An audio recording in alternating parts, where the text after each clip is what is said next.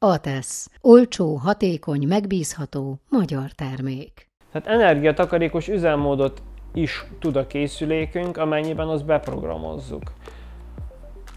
A nap folyamán egyszer, egy időszakra a készülék önmagát alacsonyabb hőmérsékletre tudja automatikusan állítani.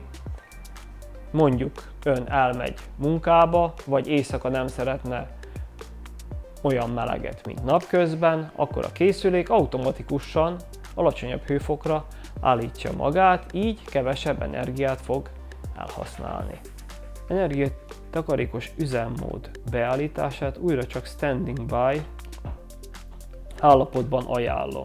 Ilyenkor a set és a lefele nyilat együtt nyomva és tartva belépek a programba. A nyilacskát felfele nyomva az ES Energy Saving sort kiválasztom, a Set gomb lenyomásával belépek, ES01-et látok. Az ES01 közvetíti az energiatakarékos üzemmód indulását. Ha én éjszaka 10 órakor szeretném elindítani a takarékos üzemmódot, akkor megnyomom a settet, és a felfele nyíllal kiválasztom, hogy 22 órakor induljon el a takarékos üzemmód.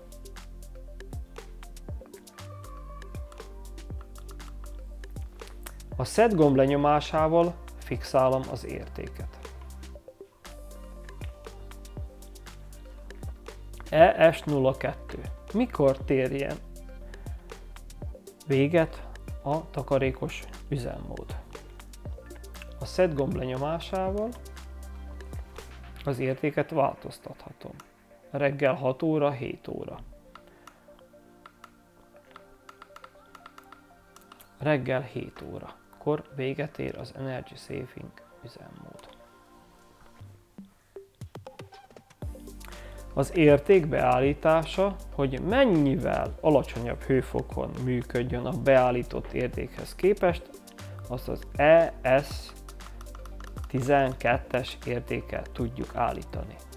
3 fokot mutat, set, és nekünk kevesebb kell, tehát mínuszos értékbe fogom állítani.